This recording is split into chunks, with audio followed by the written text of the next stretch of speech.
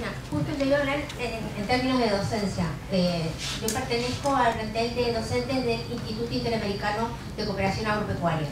Y tuvimos justo un taller en Montevideo para ver cómo hacíamos esto de poder enseñar. Si enseñábamos en realidad al productor agropecuario, en términos de los riesgos, ¿no?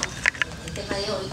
O si teníamos que enseñar en realidad al asesor productor de seguros, o teníamos que ir hacia la compañía de seguros o al reasegurador inclusive, para que entiendan nuestras economías, ¿no? Las economías latinoamericanas y de Centroamérica, o si teníamos que también enseñarle al político, porque la conclusión fue que teníamos que enseñarle a todos ellos. Tuvimos que, el plan que estaba organizado simplemente para capacitar sobre riesgos al productor PYME, para que pudiera pedir el producto y demandarlo, terminó siendo, después de una discusión en la que participaron, por supuesto, compañías de seguros y reaseguros también, que teníamos que capacitar a los 3 niveles, o sea que sí había un tema cultural, pero el tema cultural era necesario salvarlo para que esto fuera un negocio. O sea, si realmente no lográbamos que el político pudiera manejar al productor PYME, agruparlo, darle la legitimidad en una cooperativa, una monoactual, para que tenga, por supuesto, una masa crítica para ser asegurado, indudablemente no iba a producirse el fenómeno de actuar oferta y demanda. Pero también es cierto que si estábamos hablando de un fenómeno de origen climático, no necesariamente catastrófico, pero sí de origen climático, desconocido, por lo tanto, para el productor, porque esté agrupado, necesitaba de un asesoramiento por parte de las oficinas de riesgo que pudiera tener los gobiernos de los distintos países para que pudiera estar orientado. Pero no solo él, también el asesor de seguros. Lo apuntaba, porque justo se dio el tema de hablar de la capacitación. Yo lo que les quería comentar es que para mí sí hay un tema cultural fuerte, que es necesario, y me parece que APA siempre trabajó en el tema este de capacitar, y que es necesario no solo capacitar al que tiene que demandar el producto, que es este señor que no se asegura, sino también a la forma en que nosotros nos acercamos a ese productor para que entienda del riesgo y que justamente no lo va a controlar, y como no lo va a controlar es que tiene que tratar de mitigarlo, y la forma de mitigarlo, una de las formas, es el seguro. Quería preguntarle así a la mesa cómo ven hacia este objetivo de lograr una participación del seguro del 5% del PBI, cómo se articulan las distintas cuestiones, la iniciativa privada, el rol, el compromiso de los productores, el compromiso desde lo profesional, y también algo que hablamos en la preparación de esto, las responsabilidades que van más allá de lo profesional, porque y el rol del Estado. O sea, el riesgo del trabajo es un ejemplo muy palmario, porque en el año 96 teníamos menos de 400.000 asegurados y bueno, hoy estamos cercanos a los 900.000 asegurados, o sea que hubo un impulso. Pero bueno, ¿cómo se articula todo esto, el compromiso profesional y las responsabilidades? Y algo, Enrique, también que nos puede aportar, que es la visión en el momento de la verdad, cuando ocurren los siniestros, cómo hemos actuado, si actuamos bien, mal, más o menos, que debe haber de todo, ¿no? En realidad la actividad aseguradora, para dar un tiempo, es un círculo virtuoso. Evidentemente tienen que interaccionar todos los sectores. Es evidente que el organismo tiene que estar trabajando en planificación, porque un objetivo de esa participación en el Producto Bruto Interno sin cambios no se logra. Por lo pronto hace falta tener un cambio dinámico en la superintendencia, de la propia visión de la gerencia técnica. Yo creo que ahí hubo cambios importantes. Hay una gerencia técnica actuaria con conocimiento que está analizando planes, reformulando y viendo cómo se hace para autorizar esto, porque también si alguien llega con un producto fantástico y se duerme en superintendencia, el inversor pierde la expectativa, pasó el momento. Hemos vivido planes que han venido de compañías con grandes expectativas del exterior para hacer determinado negocio, con productores locales trabajando, y han pasado 3 años y no hemos logrado aprobar el plan, por las propias características de la ley, los dinamismos, con lo cual es muy importante la proacción. Es importante el tema de vida, o sea, todos los años vemos en las jornadas de Avira y asisten ustedes de determinado tipo de seguros, pero sí un componente fiscal que desgrave la parte de inversión del seguro de vida, es casi imposible avanzar. O sea, hay que generar confianza. Todos hablamos de una jubilación privada complementaria, pero sin confianza y sin una determinada pauta que nos tranquilice en cuanto a inflación, esto es insoluble. Todo lo que estamos hablando de seguros combinados, si no hay freno en la inseguridad y no hay determinada masa crítica, tampoco es posible. O sea, todo esto es una interacción de Estado. Si vamos a un seguro agrícola y el Estado no subsidia porque el fisco no puede dejar de percibir ingresos, no vamos a tener seguro agrícola. Sin subsidio no existe en el mundo. Pero ese subsidio no es para enriquecer a nadie, es para que se pueda resembrar, se pueda pagar impuestos y deje de entrar en emergencia. Esto es una actividad armónica. También en la medida que el Estado responda, que las compañías respondan y que tengan reaseguro, ustedes van a estar obligados, los va a dinamizar obligatoriamente. Yo creo que el productor no hace lo que no le dejan o lo que no tiene las herramientas, porque si tuviese las herramientas, ¿cómo se escapa? Lo ve en la publicidad, lo ve en los medios. Hoy la generación joven, si hablaba con una presidenta de una aseguradora, la generación joven de sus clientes está informatizada entre la web, sabe qué pedirles. No depende exclusivamente de lo que ustedes le ofrezcan. O sea, al contrario, y va a ir hasta conseguir el producto, tiene muchas alternativas. Entonces, el tema es la capacitación de una pirámide virtuosa que permita que existan productos y que existan respuestas en un marco de solvencia. En las jornadas últimas de Superintendencia estuvimos hablando de solvencia con la gente del Banco Mundial, la gente del Fondo Monetario. Hay herramientas, pero bueno, se está recomponiendo el tema de seguro, que parece mucho más dramático, pero evidentemente hace falta un programa. Estamos en, como decía Manuel al iniciar la charla, planes fijó objetivos. Se está trabajando en el cómo. En el cómo somos todos parte. Hay que ver realmente cómo se logra ese cómo en esa expectativa de programa, de planes, y que nos presenta. Bueno, el 17 de octubre tenemos la jornada de reflexión, que es la presentación, donde tendremos algunos avances en cuanto a productos, que tendrán que ser obligatorios, en cuanto a coberturas y objetivos, ¿no? Esta es mi visión. Bueno, el desafío es grande, el horizonte que se ha marcado no es fácil de alcanzar. En primer término, como decía Antonio, y decía Facal ahí, hay un problema no solo de demanda, sino de oferta. Hay un problema, obviamente, de falta. La demanda viene por la falta de conciencia, ahí es donde el productor puede llegar a actuar. Y el tema de la oferta, acabas de describir muy bien el tema de las restricciones. Ahora, quizás nosotros como productores de seguros, lo que tenemos que empezar a trabajar para también trabajar de una manera planificada. O sea, lo que se está haciendo es un planeamiento estratégico en la Superintendencia de Seguros, dando un objetivo muy simple de entender, el 5%. Quizás no tan simple del 5%. En el marco de comisiones diferentes temas, ¿no? En el marco de gran debate. Exacto, como nosotros somos uno de los brazos ejecutores, los que van a estar en el campo tratando de ejecutar esto, a veces es difícil entender si hacemos nuestros propios números de planificación, nuestra propia planificación anual comercial, de acá a un año, o de acá a 3 años, o de acá a 5 años, que se puede hacer, aunque sea en un contexto de inflación, se puede hacer. No tenemos muy claro, quizás, ese 5% qué esfuerzo representaría para nosotros. Quizás deberíamos bajar un poco a línea y entender el esfuerzo por compañía, por ramo de productor, para tratar de entender cuál sería la meta de crecimiento nuestra para llegar a ese 5%. Banana adelante hace que el impulso de las acciones de crecimiento sean más claros. También cuando empecemos a conocer cuáles son los productos que van a ser los que van a abrir nuevos nichos de mercado, vamos a poder poner en ese planeamiento estratégico cuáles de esos productos nosotros creemos que se alinean con nuestra estrategia de negocio. Hay productores que buscan volumen, hay productores que buscan rentabilidad, hay productos que si son obligatorios y si las comisiones son bajas, para los que buscan rentabilidad no va a valer la pena ni siquiera levantar el teléfono para que me molesten. Si hay productores que trabajan en el volumen, va a ser una oportunidad de negocio muy interesante, con lo cual cada uno va a defender ese crecimiento desde el horizonte de ICREA. Pero hay que tener claro qué esfuerzo representa para el conjunto de los productores y después individualmente ese 5% de acá a 10 años. Si mal no recuerdo. 2020, son 8 años. 8 años. 30 de julio de 2012 al 2020. Y uno tiene sus propios números, hace su propio esfuerzo, pero ¿cómo linkea ese 5% con el esfuerzo personal? ¿Cuáles van a ser los productos entonces que van a permitir lograr los objetivos personales de mi negocio en línea con el estilo, con el planeamiento que yo tengo de mi negocio? Rentabilidad, ¿no? Volumen, foco en el servicio, foco en el volumen. Entonces, de alguna manera después el productor va a tener que hacer esto. Y ojo, hay un desafío que vos lo acabaste de nombrar al principio de la charla, Antonio.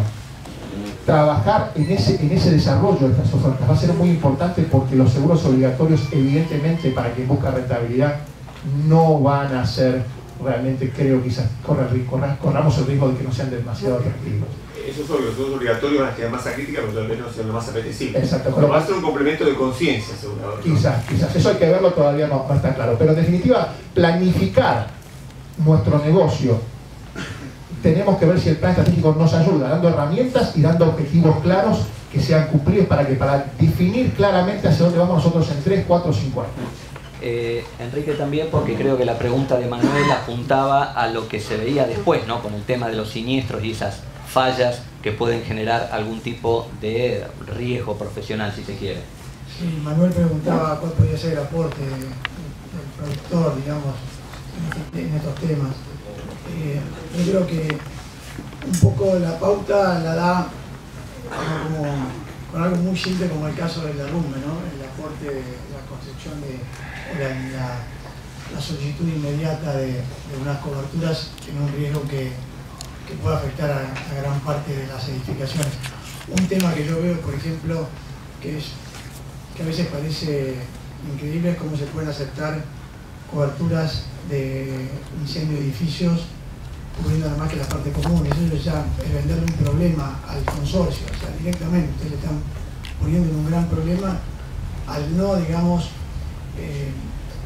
concientizar los distintos mecanismos que hay respecto de, bueno, cuál realmente es el valor que uno debe tomar para un consorcio, y ponerlo también en evidencia, llegado el caso de un siniestro, lo desafortunado que sucede cuando uno cubrió nada más que las partes comunes y que encima hay un error respecto del valor porque se lo relaciona con la superficie y no con el valor real. Bueno, yo creo que hay elementos que son muy simples y que es tratar de poner a nuestro cliente en una situación imaginaria. Bueno, vos tenés este contrato, si te pasa lo que le pasó a este, ¿cómo actúa tu póliza?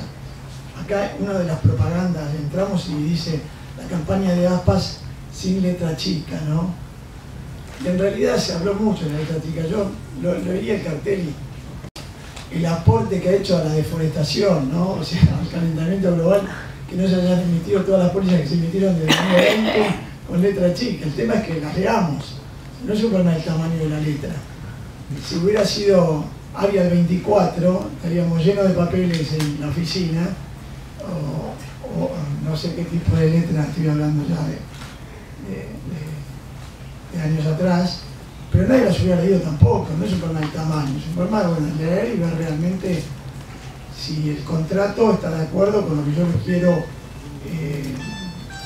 la cobertura que yo pretendo que el cliente tenga, ¿no? Entonces,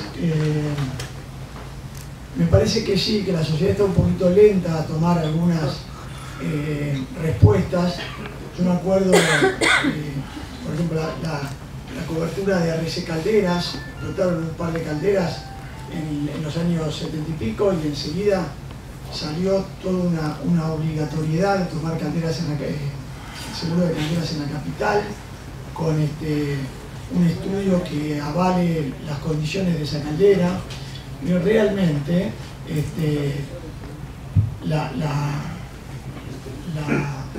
los eventos que hay por explosión de un equipo sometido a presión como la caldera, que realmente da lugar a daños considerables, es bajísimo. O sea, como en algún momento el mercado de seguros hubo una necesidad de plantearlo. Lo mismo, cómo reaccionó el mercado de seguros respecto a hechos de malevolencia. Estoy hablando hace mucho tiempo, hubo una serie de atentados, algunos Minimax, que rápidamente pusieron un adicional, que bueno, habrá otras connotaciones en su momento. Yo digo, cómo hubo una respuesta del mercado de seguros a una póliza que a veces uno la compara con un seguro de todo riesgo, una póliza de incendio, y cubre más, más situaciones que una póliza de todo riesgo, que en su enumeración cubre todo lo que no está excluido, pero después excluye una serie de puntos que te deja desfavorable si es que no la leemos bien, ¿no? Tengo una pregunta acá, igual como alguno por ahí preguntaba o se sorprendía el tema de los minimax en la época, fue lo que dio origen a la cláusula de terrorismo allá en los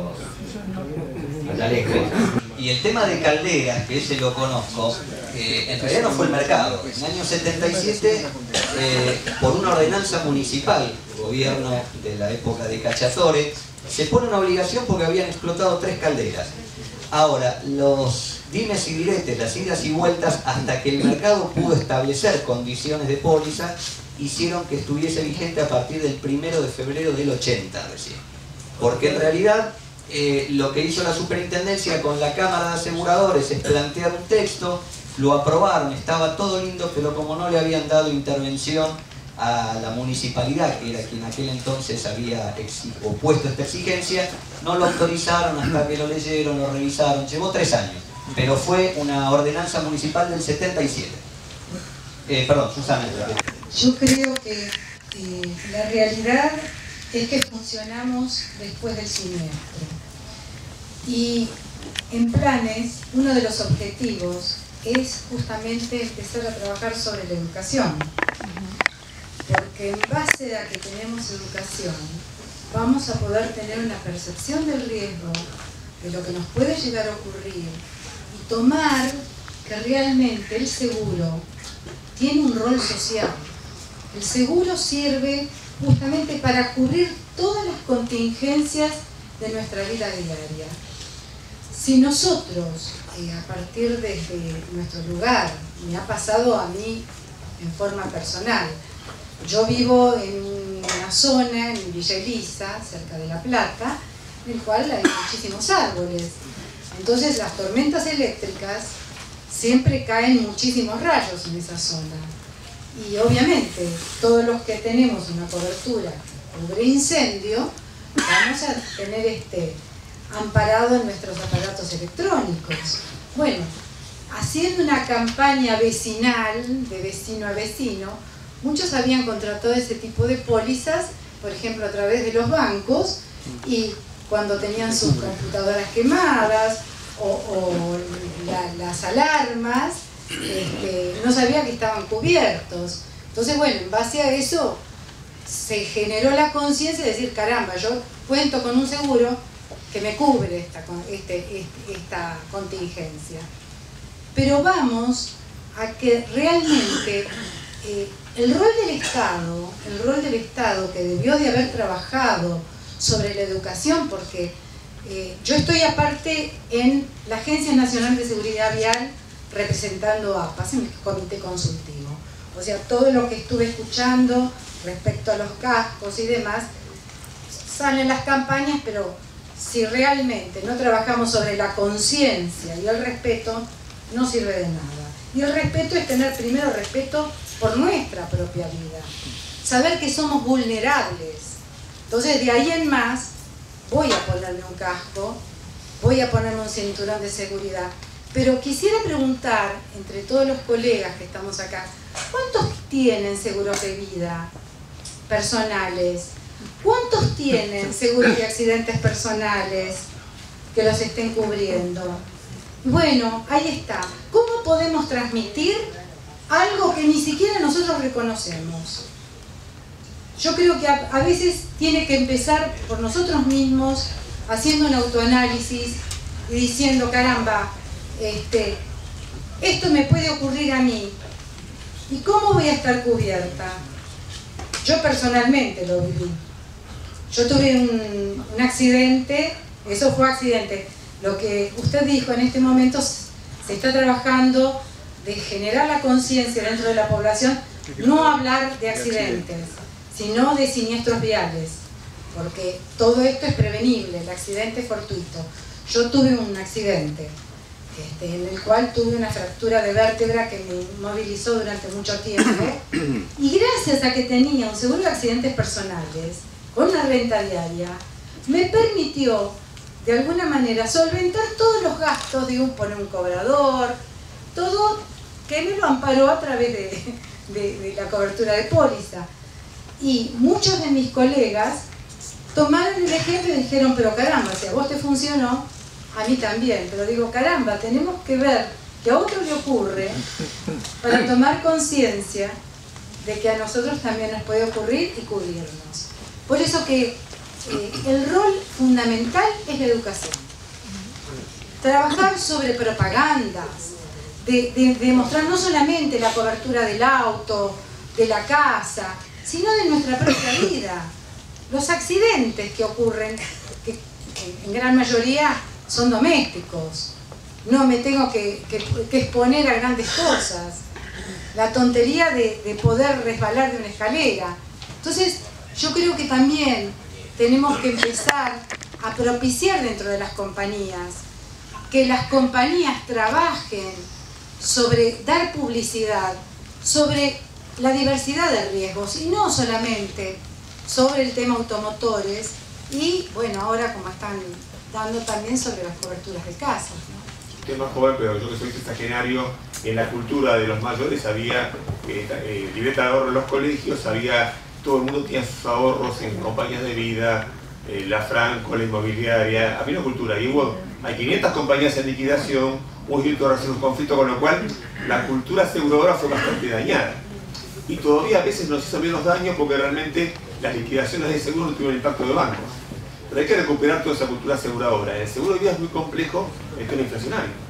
Porque, o sea, ¿cómo se garantiza esa cobertura? Porque el que estuvo realizado lo especificaron. El que tuvo determinado tipo de renta es complicado, entonces hay que acompañarlo.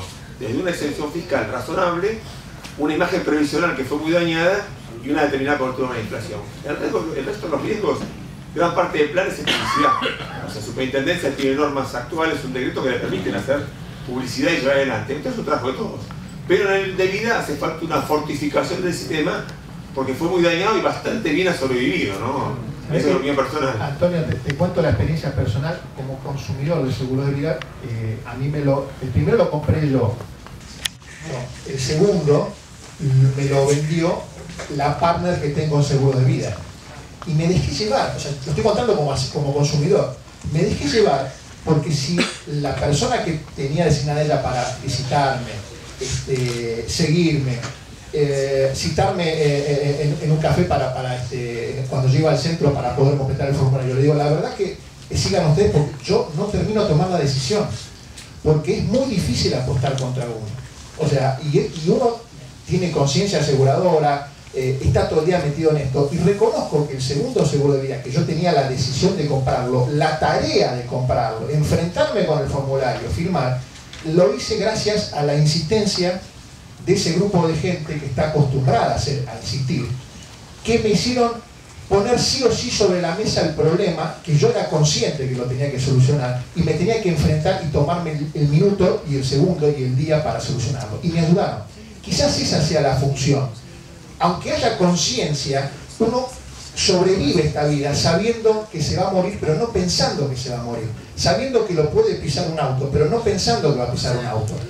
Y es difícil sentarse. Y si tiene la ayuda de alguien que le facilita la tarea, lo va a ayudar le va a poner la virome en la mano y lo va a ayudar a terminar de firmar. Entonces, a veces hasta la propia publicidad o la conciencia requiere de, siempre los que dicen seguros de vida, en la última entrevista, en la entrevista de cierre, hay que tratar de que firme. Y bueno, yo me dejé llevar para que firme, pero por mi propia voluntad no iba a pedir la reunión, la entrevista y completar el formulario. Yo, como vos referís, probablemente vos seas un poco menor que yo, trabajé en la década del 60, de principios de la huelga soy un cesante de la huelga del año 59 de bancarios y de seguro, no sé si alguno la conocerá. Y todas las compañías las grandes compañías eran grandes en base al seguro de vida. Yo trabajaba con la Continental, la Franco Argentina, la Agrícola, Sudamérica, conciencia hay. Lo que pasa es que hay una cuestión que es fundamental y que yo creo que en esto le erra Vira. Ojo, a una crítica constructiva. Vos muy bien hablás de la exención fiscal. Creo que es lógico, porque todavía está con los 996 pesos, creo, si no me equivoco, de la época del 1 a 1. Lo único importantísimo y condición sine qua non para el seguro de vida es una moneda sana. Los planes Unit-Link, vida universal, vida entera, total, pago limitado, todos pueden ser opinables. Lo que no es opinable es la moneda sana, porque el seguro de vida, como bien vos decís, está cubriendo un emprendimiento, no a una persona. ¿Qué es lo que hago yo cuando nazco a la vida, cuando voy a formar un hogar? Un emprendimiento. Y el emprendimiento más importante que tiene el ser humano es la formación de una familia. Eso es lo que yo estoy asegurando, la continuidad familiar. Entonces, si tomo un seguro a los 25, a los 30 años, tiene que durar todo el desarrollo de ese tiempo, porque quizá cuando tengo que ajustar la suma asegurada, no estoy en condiciones físicas de hacerlo, en condiciones de salud como para suscribirlo, y me quedé a mitad de camino. Entonces es fundamental que tengamos conciencia con eso, pero no erremos el cachazo. Por ejemplo, tienen la unidad de fomento en Chile.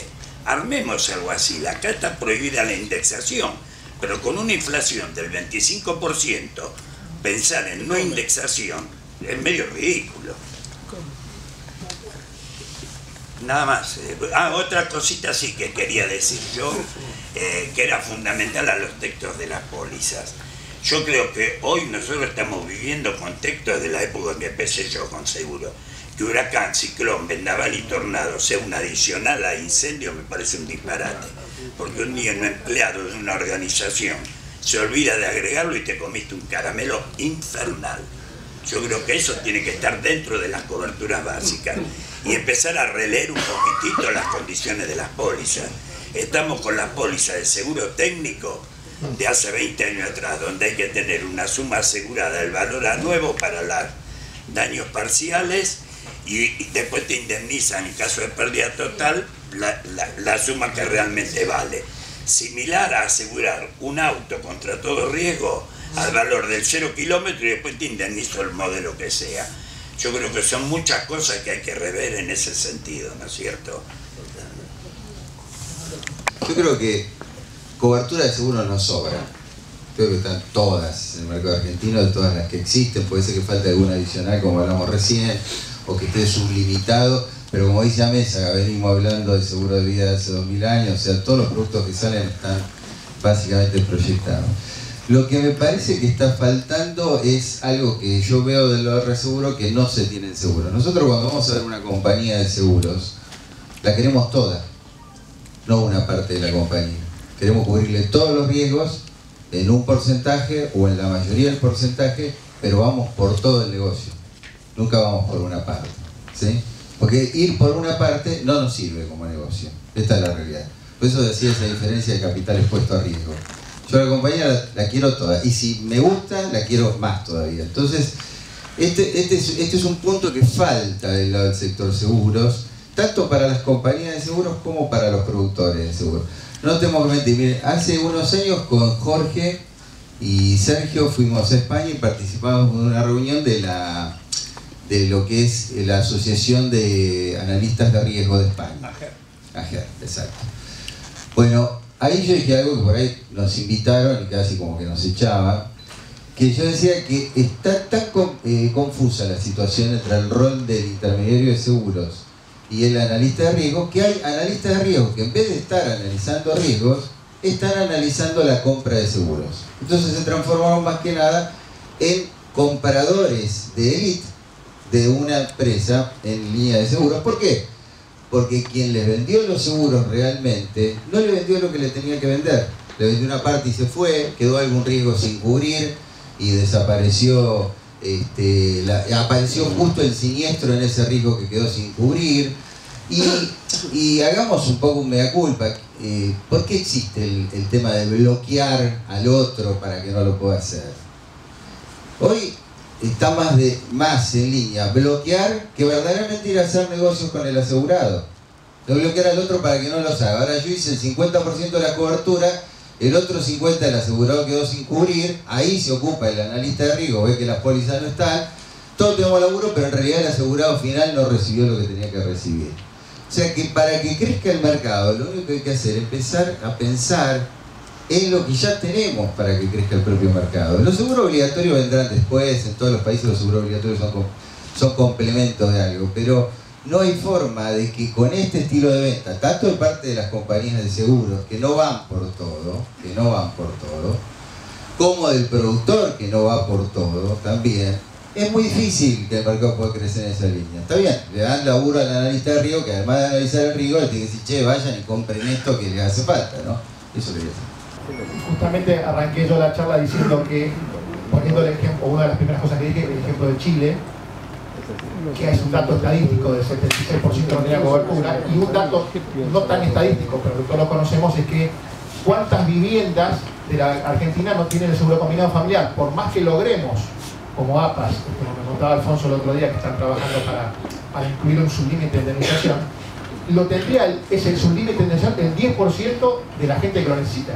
Con lo cual el desafío nuestro, para que no se convierta el combinado familiar en un producto obligatorio y no baje la comisión al 10%, a la décima parte de lo que se gana, lograr que esos beneficios ampliados a inundación, si logramos tenerlo, que realmente llegue a todo el mundo. Lo que hizo Marcelo con esos consorcios, me parece que es una estrategia de venta agresiva, concienzuda, que no solamente es para vender, sino porque realmente quizás ni siquiera a nivel de prima le haya cambiado la vida a Marcelo, o quizás sí, ojalá que sí, pero lo dejó más tranquilo y creyó que era lo que debía hacer. Tomó la oportunidad de negocios y entendió el desafío profesional que tenía. Que después me vengan a reclamar. Todos nosotros, cuando empezó el sistema de inflación, empezamos a lo mejor los primeros meses a preguntar, che, ¿le subimos la suma asegurada? Después empezamos, muchos de nosotros, a subir la cara de perro. Y empezaron después las compañías de seguros a decir, renovamos automáticamente con un 25% de suma. Vamos aprendiendo a trabajar en los nuevos contextos. Y coincido, los cambios en materia de nuevos productos van a ser muy lentos. Si estamos pensando que las causas no se controlan, que los efectos están pensando en hacer infraestructuras resilientes, o sea, cuando el mercado de seguros ve que esto va a ir de mal en peor, que va a ser peor los eventos de inundación, y que no se tiene claro dónde va a terminar, y que la mayoría de las ciudades están pensadas para la no inundación, para el no evento climático, están desarrolladas 100 años atrás, 50 años atrás. El mercado de seguros no va a ofrecer mucho más de lo que hay, porque no va a arriesgar sobre lo que no conoce, porque el negocio de seguros es conservador, porque es así. Entonces, lo que tenemos que hacer es lo que está, desarrollarlo, y eso va a ser una pata para, obviamente, para el crecimiento personal, para el crecimiento del mercado y para planes. Pero también el riesgo catastrófico, entendamos como un nuevo pensamiento sistémico, es que poco podemos hacer para controlarlo. Repito, es un riesgo global. Los riesgos globales son difíciles de controlar las causas, son difíciles de financiar porque empiezan en un lado pero afectan a muchos otros, no ayudan a la actualización, con lo cual es un riesgo que de por sí, al ser de causas globales, el mercado asegurador tiende a no entrar. Entonces, el desafío, como dije al principio, es poder captar este negocio, convencernos de que esto vino para instalarse, convencer a nuestros clientes que no es fácil. Y estaba pensando con el tema del seguro de vida, quizás no lo estaba pensando para la charla, es una gran herramienta para el riesgo climático, porque siempre pensamos en lo que se va a romper, pero nunca pensamos cuánta gente, o por lo menos yo no lo pensé para este debate, cuánta gente muere y deja a sus familias a la deriva después de un evento climático. O quizás un programa de seguros pensado desde el punto de vista climático no puede dejar de lado quizás el tema de vida. De vida que es muy difícil planificar. Yo cuando tomé la decisión sabía que estaba comprando un producto Unit Link o de este tipo de productos con ciertas dudas de moneda dura, y quizás dentro de 10 años no me sirva más o la salud no me acompañe para tomarlo, pero sabía que algo tenía que hacer y que los próximos 5, 6 o 7, 10 años que me sirva ese producto voy a estar protegido. La solución quizás no es la ideal, el seguro de vida no tiene el marco ideal, pero la necesidad existe porque empieza con la vida. Estamos asegurando el riesgo de muerte prematura y eso es una de las pocas cosas ciertas que tenemos. Lo que no tenemos cierto es que va a ser prematura la muerte. Creo que tendríamos que preocuparnos por el rol del productor de seguros como agente de cambio en esta, digamos, conciencia aseguradora Pero esto requiere realmente un esfuerzo muy grande de todos los sectores del mercado, no solamente de una compañía de seguros, sino desde las autoridades, de las propias asociaciones. Tengo, digamos, la ventaja y la suerte de haber recorrido, y estoy recorriendo mucho con los productores el interior del país, y nosotros contamos con un universo muy variado, y tenemos muchas generaciones que conviven de productores que se hicieron en la calle, productores que se han capacitado a medias, productores que lo han hecho a ponchazos, y bueno, creo que esto requiere un esfuerzo muy grande para que tomemos todos conciencia, digamos, aseguradores, y podemos, primero nosotros, como dijo Susana, ¿no? Poder trasladar esto a los asegurables y tratar de no vender desde lo que yo tengo. Yo noto que el productor vende lo que tiene y ese es su mundo. O sea, si vende hasta 2000 de granizo, no se vende en el mercado más que 2000 de granizo.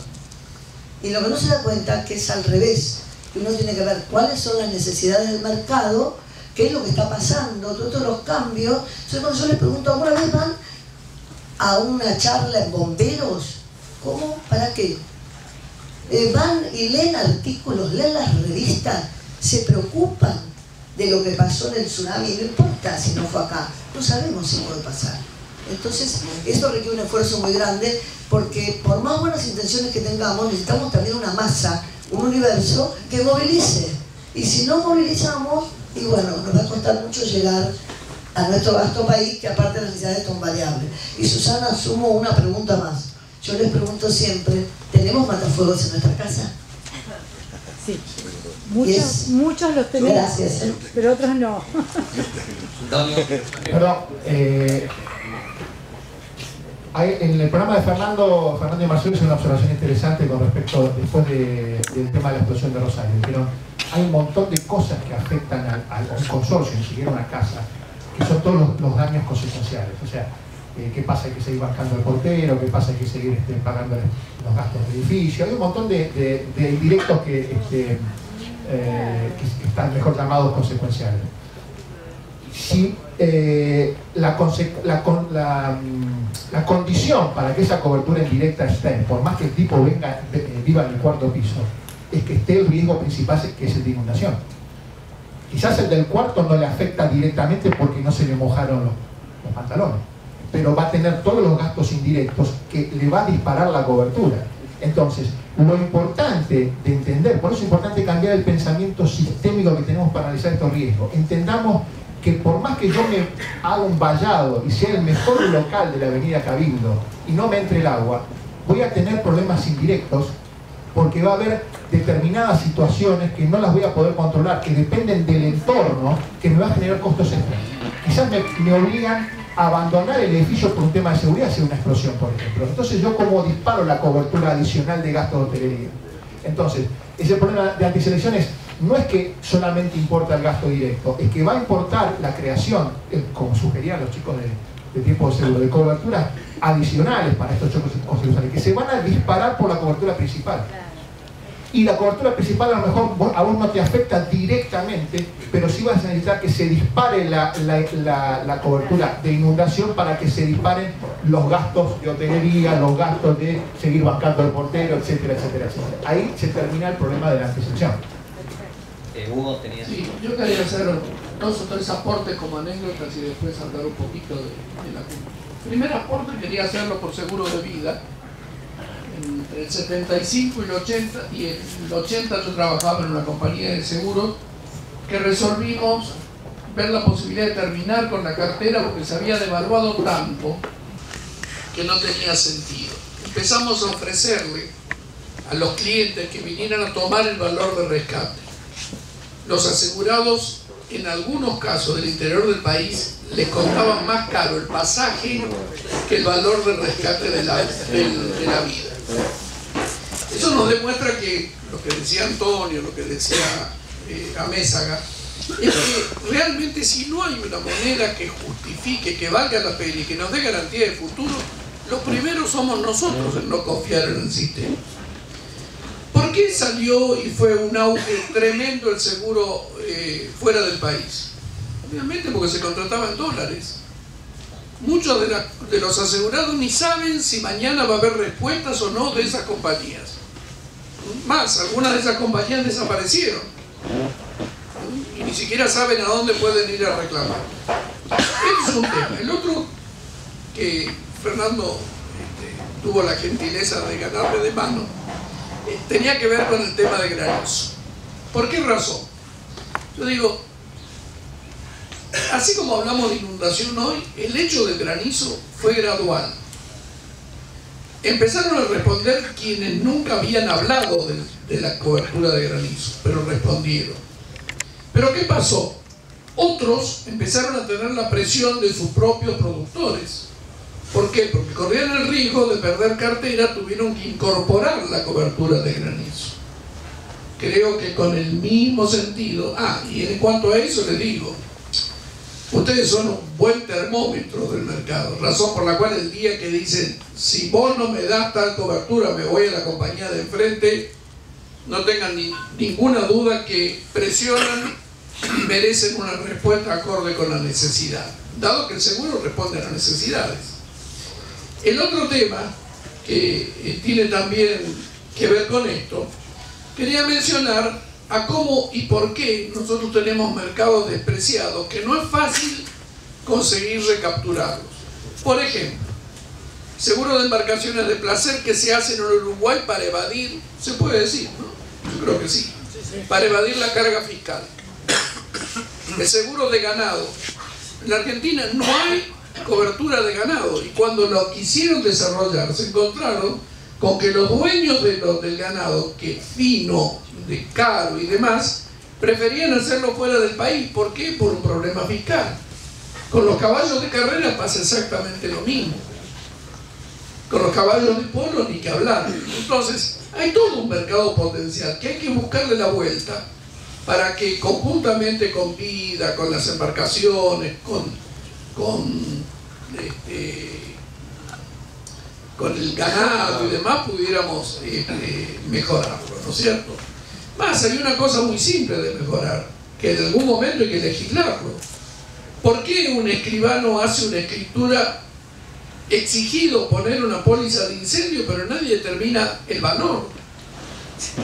Yo soy escribano, hago una torre de 24 pisos y hago un seguro por 100.000 pesos, porque lo que me exige la ley es que haga un seguro de incendio.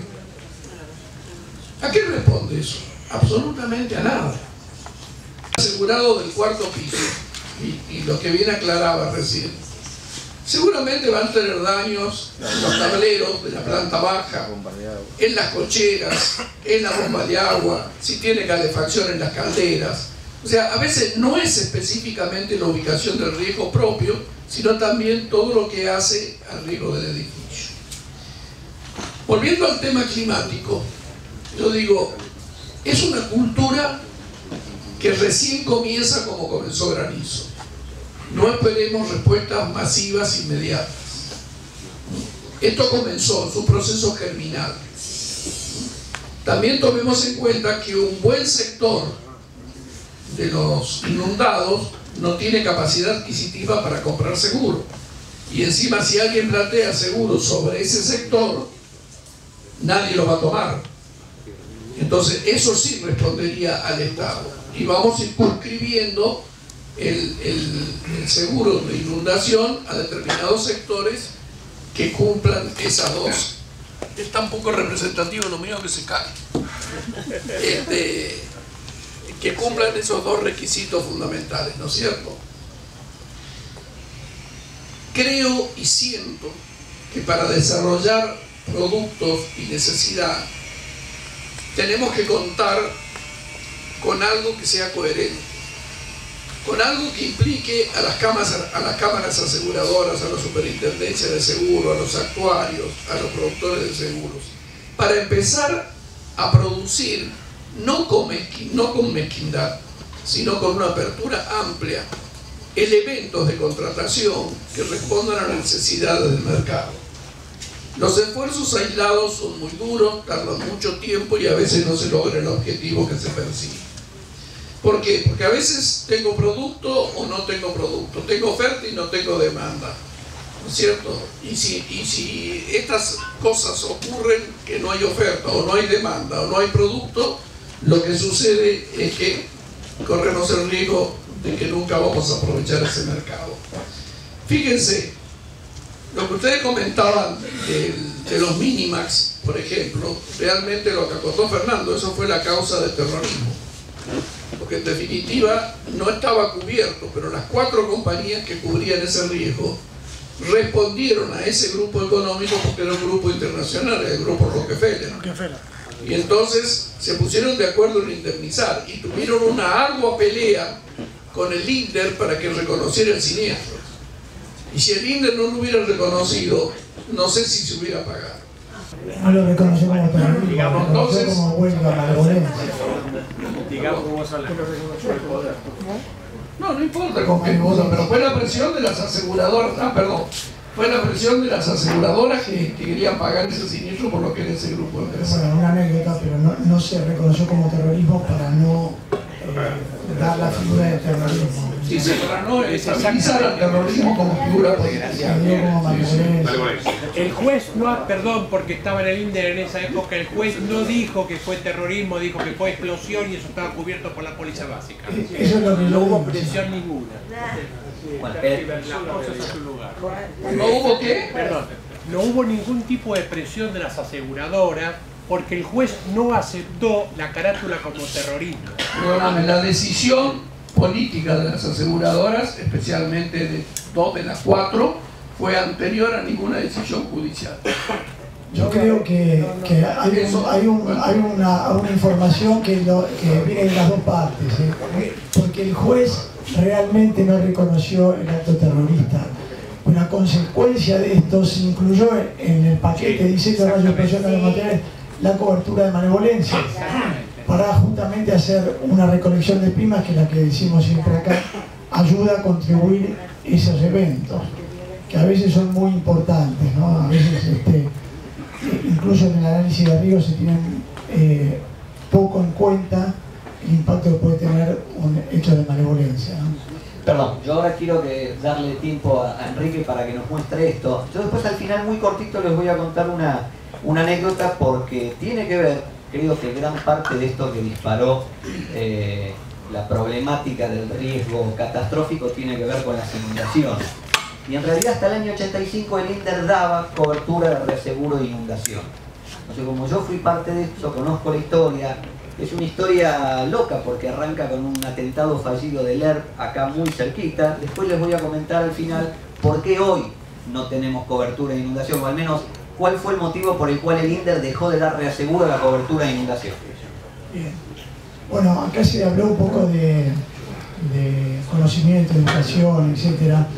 Nosotros tenemos una página que es www.lea.com.ar y hay una herramienta, todo lo que está en naranja a la derecha son herramientas que las hemos armado en función de lo que vamos escuchando, necesidades que nos parece que tiene el mercado, y en la medida que podemos volcar nuestra experiencia lo hacemos. Una quizá conocida por la mayoría de ustedes es el calculador, que le permite establecer un valor ya sea un edificio, una industria, según el tipo de actividad, el tipo de construcción, perdón. Esa página tiene más de 5.000 visitas mensuales. Las otras no tienen prácticamente visitas, tienen pocas visitas, y yo me voy a poner un poco a comentarles otras herramientas que tienen ustedes, justamente porque no está tan difundida. Lo que sí les pido es que cuando entran en la página del calculador de valores, que está hecho tanto para Argentina como para toda Latinoamérica, si ustedes ven que en algún momento los sorprende el valor por algo que detectan y dicen esto no puede ser, por favor nos hagan llegar esa comunicación, porque para nosotros es muy valioso. Tenemos 5.000 visitas porque no tenemos una devolución respecto, más allá de algunos puntuales, como cuando sucede el siniestro, que nos dicen sí, no, afortunadamente habíamos tomado el valor y funcionó bien. Lo que les pido es que si en algún momento ven un desfasaje respecto a lo que suponen puede ser ese valor y lo que les está dando, nos informen. Bueno, las 4 herramientas que tenemos Una es el agua requerida para controlar un incendio.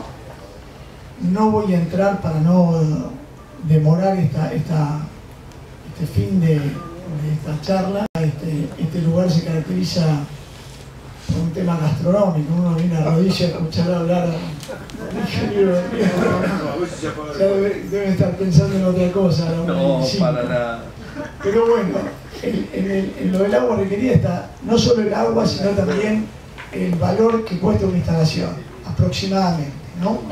Siempre son valores referenciales, pero por lo menos ustedes pueden decir, bueno, un riesgo que la compañía de seguro me pidió una determinada red de agua, bueno, ¿cuánto le costaría y qué cantidad de agua tiene que tener? Si son 10.000 litros, 20.000, 50.000, ¿qué capacidad de bombas? Eso está libre. Después es la cuestión de entrar en más detalles. Ahí, en su condición de educadores también, muchas veces siempre salta la pregunta, bueno, ¿y la compañía qué rebaja hace? ¿No? Yo a veces pienso que con las consecuencias que trae un incendio, eso como preguntaba Daniel, es como preguntar, ¿cambio la pastilla de freno o no la cambio porque igual tengo seguro? Digamos, ¿para qué voy a cambiar la pastilla de freno?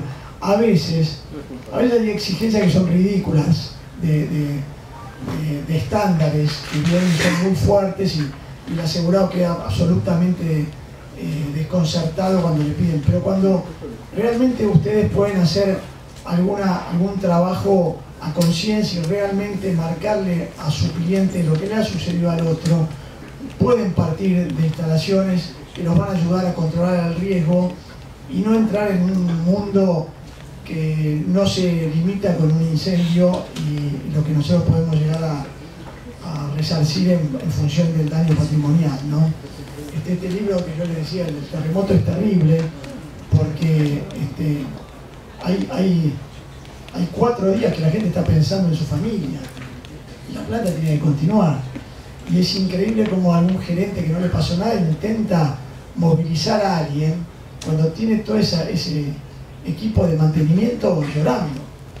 Y pasa un poco en este tipo de, cuando hay un siniestro importante, ¿no? Entonces, todo lo que podamos hacer para evitarlo, bienvenido. Y si no lo evitamos, bueno, una buena cobertura.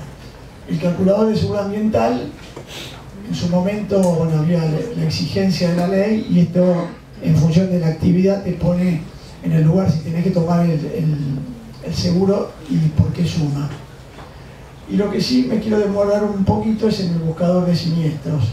Este es un boletín que ustedes se suscriben ingresando en la página y mensualmente nosotros contratamos una persona que es un picking de noticias y lo que hacemos es procesar esas noticias que la persona elige, ¿no? Tanto para Argentina como en general para Latinoamérica. Tratamos de buscar actividades que sean similares y mercados que funcionan como el nuestro. Entonces, si por ejemplo vamos a buscar el reporte de siniestros, si ustedes quieren ver, por ejemplo, vamos a ver, estuvimos hablando acá, daño ambiental, intencionales, incendio, inundación, responsabilidad civil. O sea, ustedes buscan en uno de estos tipos de eventos y pueden, previo a la visita al cliente, en segunda actividad, pueden tener casos similares que le ha pasado y pueden sentarse con él y decir, mira, vos no te pasó nada y recemos para que no vuelva a pasar, pero fíjate, en una industria similar o una actividad similar a la tuya sucedió esto, y a ver cómo estamos hoy si nos pasa lo mismo. La póliza nos responde, tenemos que cambiar la suma, tenemos que elevarla, ¿hay algún sublímite que vos lo tengas en duda? ¿Cómo está tu sublímite, por ejemplo, de remoción, que a veces lo ponemos sin pensar y trae tanto dolor de cabeza? Bueno, es una herramienta que yo considero que es interesante. Si quieren entramos en alguno, por ejemplo, en incendio de gas muchísimos, pero cuando ya que se habló de responsabilidad civil, pero no sé por qué, pero quedó machucadito campo como por defecto y ni sé qué es eso. Vamos a poner todos.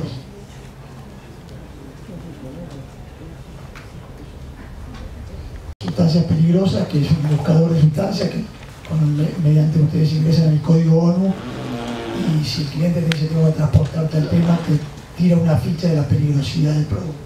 O sea que ahí ya tienen 5 herramientas que les permiten. A veces las conexiones acá no son las mejores y un poquito lentas acá. Enrique, te contaba, estaba pensando, nosotros estamos pensando en convencernos a nosotros mismos de que las cosas pueden pasar a nivel climático y de convencer a nuestros clientes una vez que estamos convencidos.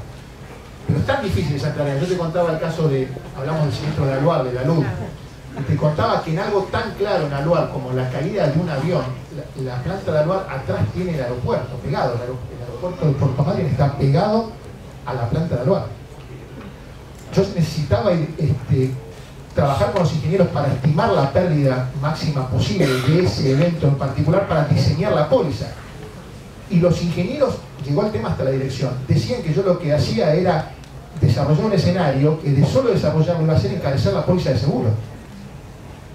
Fue una discusión que llegó hasta la dirección. Y yo lo que necesito, cualquier ingeniero, y lo puede decir acá Enrique, si hay un aeropuerto atrás de una planta, va a evaluar el escenario de caída de avión. La póliza de incendio nos cubre el impacto de avión. Con lo cual, lo que yo estaba buscando es diseñar el límite adecuado para ese riesgo, para ver si lo estaba sobreestimando o subestimando. Y la discusión de algo tan evidente como que se puede caer un avión cuando está el avión detrás de la planta industrial, es una discusión bizantina y algo tan obvio como el terremoto en Chile. Y sin embargo, llegás a la conclusión de que tenés que ir por las tuyas a calcular el escenario, porque no te apoya lo que deberían estar apoyándote, que son los ingenieros, que son los que saben. Entonces, este tipo de herramientas, la gente que tiene experiencia y que viene de afuera y dice, no muchachos, el avión se puede caer, y acá tengo tal y tal y tal y tal y tal y tal caso, se puede inundar en tal y tal y tal situación, nos ayuda en esa lucha que a veces tenemos de tomar conciencia de las cosas, ¿no? Bueno, acá hay un problema con la conexión, créanme que funciona la página. Yo siempre doy un ejemplo. Te recuerdo que además de inundación se quemó la destilería, ¿no? Estamos hablando de La Plata, ¿no? Claro, la Sí, acá tengo un video del siniestro del IPF que es impresionante. El siniestro del IPF tendrá es un siniestro que ya va por los 880 millones de dólares. 200 y pico 300 y pico de daño directo y el resto de interrupción. Pero realmente es un siniestro que sucedió en La Plata. Llovió 3 veces en un lapso de tiempo lo que se esperaba el siniestro máximo. O sea, fue realmente una situación absolutamente fuera de control y las brigadas, digamos, aún en esa situación, cuando yo les digo que la mitad del personal estaba preocupado si su casa se había inundado o no, que estaba de guardia en la refinería, estaba trabajando, si familiares estaban bien, realmente actuaron de una manera muy eficiente, porque justamente habían previsto escenarios de riesgo, no de inundación, pero sí de incendios importantes, y el incendio, aún en la magnitud que padece, 800 millones de dólares, se logró controlar de una forma muy bien, muy eficiente, digamos, más allá de lo que parezca, ¿no? Fue una piletas que desbordaron por la cantidad de agua y se fue trasladando una superficie de agua con petróleo inflamable que llegó a un horno que estaba apagado por seguridad ya hacía un par de horas, pero bueno, estaba todavía a 800 grados y se prendió fuego y hubo una deflagración en gran parte de la planta. Pero bueno, como no tengo la conexión y por otra parte ustedes me creen, les quiero mostrar 2 siniestros que yo siempre los traigo, me parecen anecdóticos dentro de una cobertura de lo que puede pasar en una empresa. Uno es este. me quedé pensando con este tema de los trabajos de prevención y demás, ¿no? Y Enrique, quería conocer tu opinión. ¿Se acuerdan el día anterior a la inundación de La Plata? Hubo una inundación muy importante en Buenos Aires. Saavedra. ¿Ustedes se acuerdan cuál fue el pronóstico de lluvia el día anterior, que era un fin de semana largo, que todos se fueron afuera, todos los funcionarios, no quedó ninguno? Más de 100 milímetros era la probabilidad de caída de lluvia. Alguna vez he escuchado, no lo tengo constatado, pero lo he escuchado por algún funcionario, que cuando llueven más de 50 milímetros en Buenos Aires, hay serias probabilidades, quizás Minimar lo conoce mejor que está con el tema climático, serias probabilidades, pero de que la ciudad se inunde. Y de hecho que lo sabemos, o sea, lo hemos visto que han caído 70, 80 metros en 2 horas y se inundó Buenos Aires. Entonces, a veces decimos la conciencia, los sistemas de alarma, de alerta temprana y demás. Acá hubo un sistema de alerta temprana que llovía 100 milímetros y no se hizo absolutamente nada. No digo para evitar las consecuencias, porque las características que vuelvo a repetir tienen estos riesgos, que es muy difícil evitar las consecuencias. Las causas es manejo global, es cambio climático. Las consecuencias, es más, cuando no están los planes maestros de obras ejecutados, es prácticamente difícil controlarlo. Pero no se hizo nada, ni brigadas preparadas para evacuar a la gente, ni limpiezas preventivas. Se fue todo el mundo de vacaciones ese fin de semana largo y había un aviso que se decía: Buenos Aires se inunda. Entonces, a veces, en este tipo de cosas no se sabe cómo generar conciencia. Hay un informe interesante, de que hablamos hace un rato, de Geneva Association, donde dice que a veces los costos es la única herramienta de generar conciencia. Serán costos políticos para algunos, serán costos de impositivos para que no se radiquen determinadas empresas en determinadas zonas, serán sobrecostos de prima para determinados emprendimientos que no reúnan los requisitos de seguridad. Pero, ojo, a veces la conciencia aseguradora entra por los sobrecostos. La letra ni siquiera a veces se escribe con sangre, como dicen los ingenieros de seguridad. A veces se inscribe dentro de la conciencia cuando toca el bolsillo.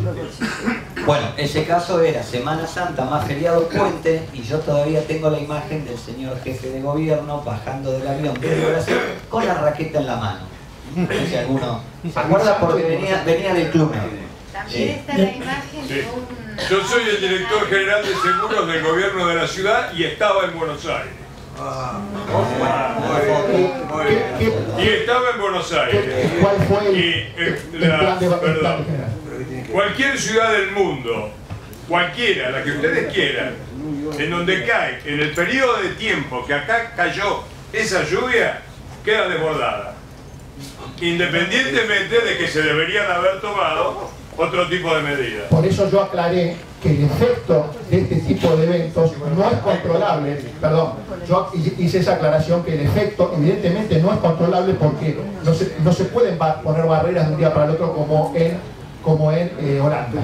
Pero sí se puede poner un grupo de gente para asistir preventivamente cuando se sabe que se va a inundar, preventivamente a la gente que se está afectando, y lamentablemente, y ojo, esto no es gobierno de la ciudad nada más, porque la inundación, yo no te veo de acá, te estoy tapando, la inundación afectó a la provincia de Buenos Aires, y tampoco la provincia de Buenos Aires, por lo menos no comunicó de que hubiera hecho un plan de trabajo de emergencia. Entonces, la inundación no sabe dónde. Cuando yo dije el pronóstico de caída de lluvia, en realidad es Ciudad de Buenos Aires y Gran Buenos Aires. Y es cierto que los efectos no se pueden controlar, pero realmente el aviso de alarma no sirvió. Y otra cosa, en La Plata, ni siquiera los sistemas que hay hoy para ir a prender el televisor y me enteré que La Plata estaba inundando. Con lo cual, obviamente que es importante tener sistemas de aviso de alarma y que funcionen. No funcionaron para La Plata, pero cuando funcionan se debe hacer algún tipo de acción contingente, y más allá de que sabemos que hay situaciones que no se pueden manejar, porque es lo primero que yo dije en este curso. Una de las características que tiene el riesgo climático es que es muy difícil controlar los efectos, de que hay infraestructura resiliente que se está pensando en el mundo, que va a llevar tiempo, y eso es cierto. creo, Daniel, que lo importante es revisar los programas a medida que han sucedido episodios como lo de la capital o los de La Plata. Empezamos hablando del tema se mencionó muchas veces el sismo de Chile. La mayor cantidad de muertos que hubo en Chile fue porque el gobierno transmitió la tranquilidad que no iba a haber tsunami cuando ya había personas que se estaban ahogando y seguía transmitiendo por radio. O sea, hubo un error muy importante a nivel comunicacional, que entonces en los grandes catástrofes los programas de comunicación del gobierno son fundamentales. Y hay que aprovechar las experiencias y trabajar sobre ellas, tanto nuestras como de otros vecinos. En lo que respecta a justamente esto, a veces se pasa al otro extremo, que cae entre gotas se dicen alerta meteorológica, granizo o tsunami en Chile o lo que fuera. Entonces pasa como de pastor mentiroso, ¿no? Bueno, recién contaban el relato de la inundación de La Plata y la verdad que me conmovió y no es nada al lado de la luz allá de Puerto Madryn, ¿no? Y son, cada vez que uno escucha estos relatos se da todavía más cuenta de que esto vino para cambiar definitivamente la realidad. Bueno, coincidentemente con lo que han dicho mis dos colegas, yo creo que no hay que olvidarse, les hice un poco la historia del tema. El seguro de incendio nace en el año 1666, después del gran incendio de Londres. Los incendios catastróficos dan la oportunidad de generar negocios, de reflexionar y de mejorar.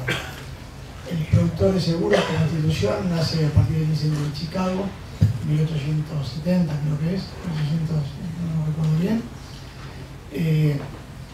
Champs-Élysées, que caminamos y pensamos cómo podían pensar que iba a haber tantos autos en el futuro. No, es una barrera cortafuegos que se hizo en la ciudad para separar y evitar incendios catastróficos. O sea que se va tomando conciencia y si bien por ahí en un lapso corto de tiempo las sociedades tardan en reaccionar, finalmente lo hacen y se crean mecanismos tanto de prevención como de seguros ante las catástrofes. Al fin nos queda claro por qué tenemos mala imagen, porque trabajamos con la mala suerte, desgraciadamente. Tenemos acá un presente para el destacado panel y conductor que nos acompañó. Lamentablemente tenemos 4 solamente, porque realmente fue un lujo las intervenciones, por lo menos así yo lo viví. Y voy a copiar una cosa que vi el otro día para ver el grado de satisfacción. A mí particularmente me encantó el formato, la frescura, la cercanía con las cosas de la realidad. Y tenemos también el aplausómetro para medir si efectivamente han llegado con el mensaje a nosotros.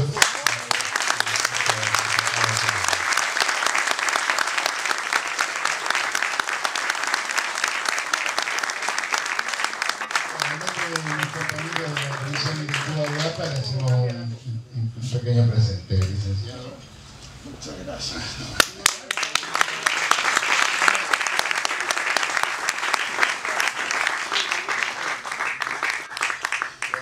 Gracias.